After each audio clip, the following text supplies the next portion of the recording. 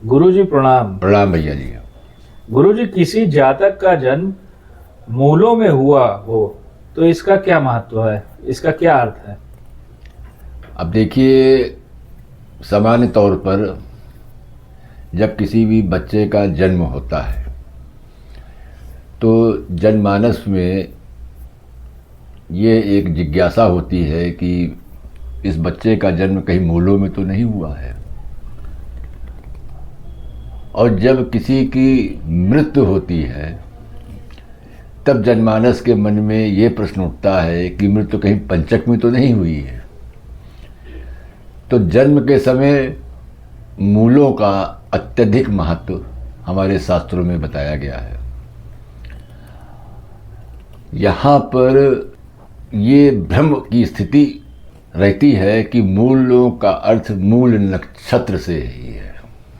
तो यहाँ पर मैं ये बात स्पष्ट करना चाहता हूँ कि मूलों के जन्म का अर्थ मात्र मूल नक्षत्र में जन्म से ही नहीं है, अपितु 27 नक्षत्रों में से 6 नक्षत्र मूल नक्षत्र संज्ञक कहलाते हैं।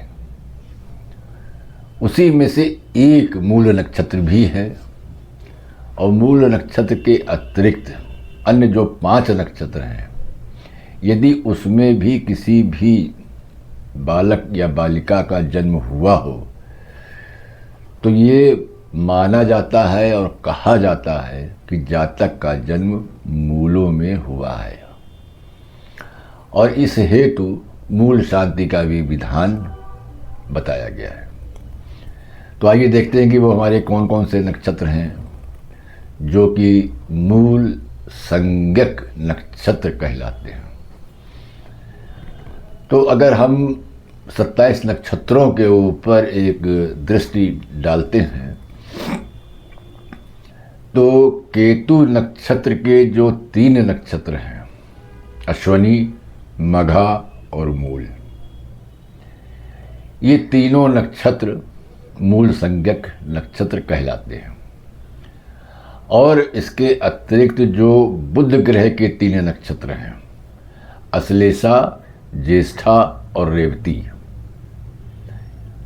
ये मूल संज्ञक नक्षत्र कहलाते हैं। तो इस प्रकार से कुल 6 नक्षत्र अश्वनी, मघा, मूल, अश्लेषा, ज्येष्ठा और रेवती जो केतु और बुध के नक्षत्र हैं, जिनके स्वामी केतु और बुध ग्रह हैं, ये 6 नक्षत्र मूल संज्ञक नक्षत्र कहलाते हैं।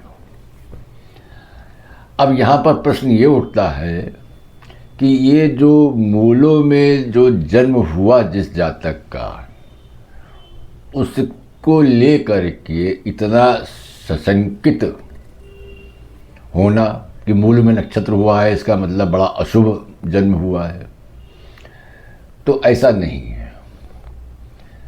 अब हम अगर इसका विश्लेषण करें तो हम ये देखते हैं कि ये जो बुध के जो हमारे 3 नक्षत्र हैं, अश्लेषा, ज्येष्ठा और रेवती, ये जब नक्षत्र समाप्त होते हैं तब केतु के अश्वनी, मघा और मूल 3 नक्षत्र का प्रारंभ होता है। बुध के जो तीनों नक्षत्र हैं, अश्लेषा, ज्येष्ठा और रेवती, ये जल तत्व के अधीन होते हैं। कर्क राशि, वृश्चिक राशि और मीन राशि के अंतर्गत ये तीनों नक्षत्र होते हैं जो जल तत्व के अंतर्गत वर्गीकृत किए गए हैं। और इसी प्रकार से जो केतु के तीनों नक्षत्र हैं, अश्वनी, मघा, मूल, ये अग्नि तत्व के नक्षत्र हैं जो कि मेष, सिंह और धनु राशि के अंतर्गत वर्गीकृत किए गए हैं।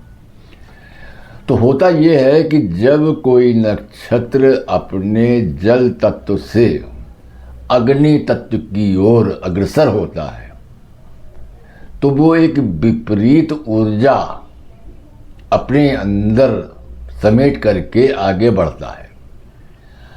और ये एक सर्वविदित है कि जब कहीं पर कोई भी संधि काल में कोई घटना, कोई परिवर्तन संधि में होती है तो वहाँ पर थोड़ी हलचल ज़्यादा हो जाती है, क्योंकि एक ऊर्जा से भिन्न दूसरी ऊर्जा की ओर, जल तत्व की ऊर्जा से ठीक विपरीत अग्नि तत्व की ऊर्जा की ओर जब कोई नक्षत्र प्रवेश करता है तो वहाँ पर अचानक एक ऊर्जा का हलचल जो होती है, उसके निमित्त उस जातक के अंदर एक भिन्न प्रकार की ऊर्जा का संचरण होता है, और इसी को हम लोग मूलों का जन्म कहते हैं।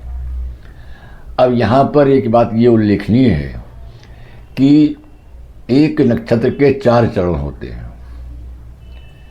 तो मेरे अभिमत से जल तत्व के अंतर्गत जो चतुर्थ चरण में जिस जातक का जन्म हुआ हो, अर्थात अश्लेषा और ज्येष्ठा और रेवती, इन तीनों नक्षत्रों का चतुर्थ चरण और अग्नि तत्व के अश्वनी, मघा और मूल, इन तीनों के प्रथम चरण में जिन जातकों का जन्म हुआ हो, उन्हीं जातकों पर इस ऊर्जा का या इस संधि का सबसे ज़्यादा प्रभाव परिलक्षित होता है।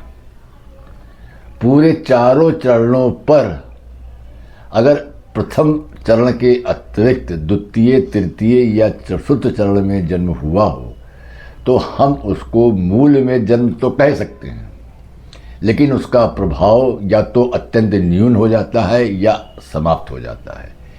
लेकिन अगर जन्म अश्लेषा, ज्येष्ठा, रेवती के चतुर्थ चरण में, अश्वनी, मघा, मूल के प्रथम चरण में हुआ हो, तब उसका प्रभाव, मूलों का प्रभाव सर्वाधिक उस जातक के ऊपर परिलक्षित होता है।